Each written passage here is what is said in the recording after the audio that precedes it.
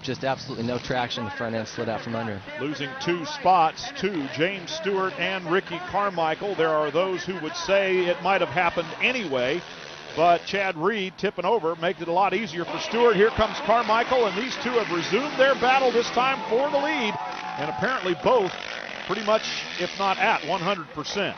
Well, here we go again. If you're not smiling right now, you're not a motocross fan, because this is what it's all about. The gap behind them tells the story. These two are the class of the field when they're both running at full tilt.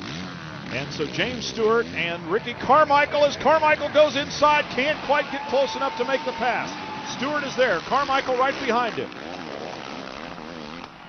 And yes, if you're a motocross fan, you're smiling right now, and if you look close, you'll see smiles on the faces of the fans around the fences here. Carmichael goes outside, crosses back in with a great drive up the hill. They flatten it out side by side, little kickouts there, and here they come in tandem. James Stewart with Ricky Carmichael right behind him. Inside goes Carmichael again to take the lead, but not for long.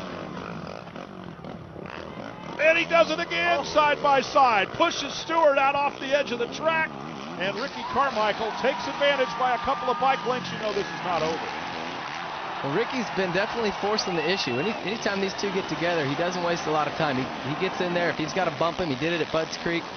He'll just shove you out of the way. Yeah, it's how he gets around you now.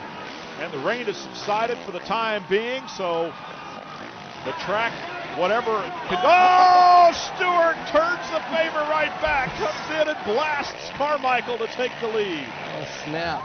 Now, how angry is Ricky Carmichael right now? He's been doing that to James all year. I think James just finally said, hey.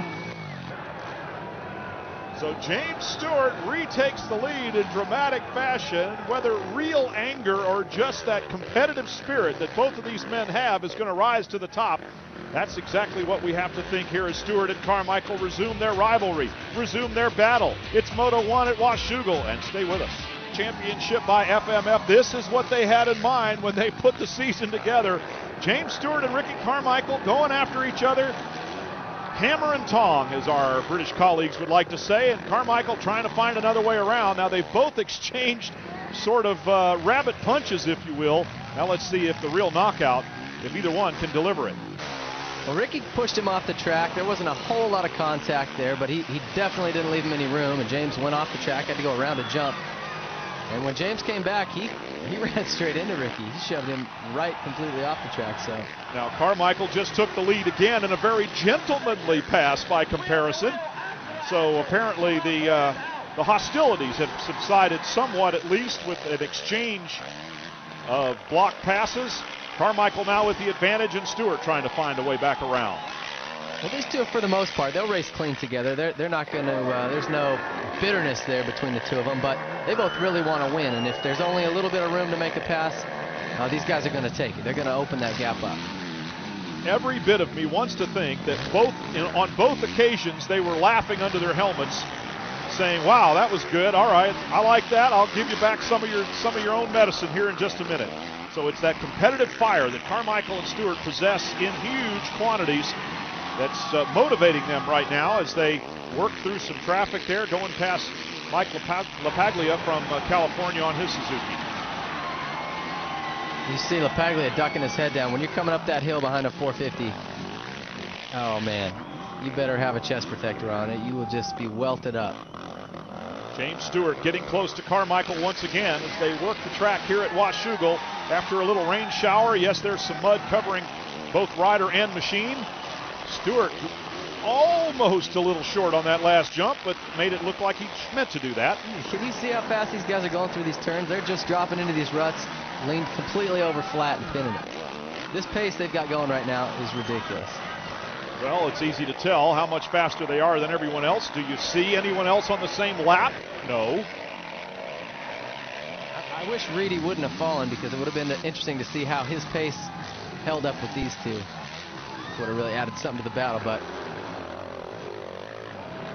Carmichael and Stewart working through lap traffic right now, and those riders doing the best they can to get out of the way in some parts of the track where there's hardly two lines. And besides, there are two guys coming up behind them, you have to leave two lines. Stewart gets through clean, lost a little bit of ground to Carmichael. Carmichael with a big advantage right now here in Moto number 1. Working traffic just a little bit better. James has got to go back to work and try to close the gap again. He can do it. Coming up on the final lap, Carmichael and Stewart with the white flag waving. Still a little bit of traffic in front of him. The number 361 there, Colton Facciati from Canada.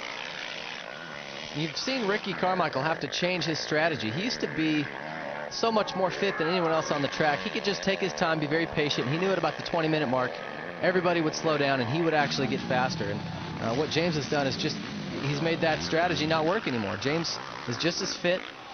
He's faster than Ricky used to be, so Ricky had to increase his speed and attack right from the beginning. I mean, James isn't dropping off his rear wheel here at all. Ricky's having to push all the way to the finish. So I would be interesting to be a fly on the wall at their little team meetings and see what Ricky's strategy is. You know, it's got to be just, hey, get to the front as fast as you can and haul butt, because James is going to be right there. Well, James is right there, but seems to be coming up on lappers in slightly less opportune moments. So Carmichael's been able to maintain this gap for the last lap. And we're on the final lap right now, but Stewart isn't cutting him any slack. And he's not backing off either. He wants Ricky to know that he can finish right behind him. These are the turns I'm talking about. Look how fast they get through these corners. Carmichael on the final lap here in Moto number 1, still working traffic. James Stewart doing everything he can to try to get up there and make a race out of it as Carmichael continues to bounce it around and ride aggressively. The only thing that Stewart might have is a little less race fitness than Ricky Carmichael, because he's had a few weeks off here and there. Yeah, he has taken some time off. At Colorado last weekend, I think he was definitely sort of blowing the cobwebs off, and he's obviously a little bit better here, and I think as the season goes on, these last 4 races, he'll get even better and even better. These races will get more fun to watch, because James is just going to continue to get more comfortable racing again, and they're going to continue to work out the little glitches that they've got on that bike, if there are any, if that rebounding issue is as big a problem as they're saying. And when they figure those little things out, James is going to take off a 10th here, a half a second there, and he'll be even closer to Ricky if that's possible. And of course the fans are the winners. Even though Stewart is out of the championship, even by his own admission, the fans who lean over the fences every week at places like Washougal want to see good racing like this. Pass and repass between Ricky Carmichael and James Stewart. In the end, Carmichael prevails. Well, Ricky's waving him up. I wonder what this is all about. Well, it looks like some good sportsmanship in the end, and they'll race again.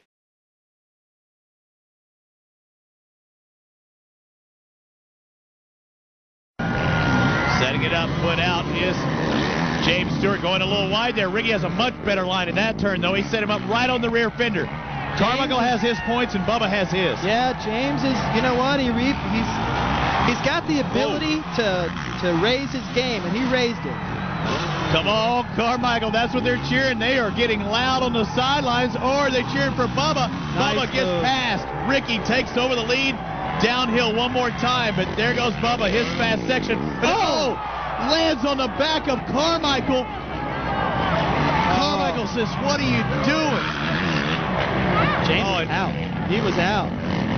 Bubba landed in the back of Carmichael. That's a case of 2 lines converging there. And it looks like Kevin Winham's going to take the lead, but more importantly, is James Stewart all right?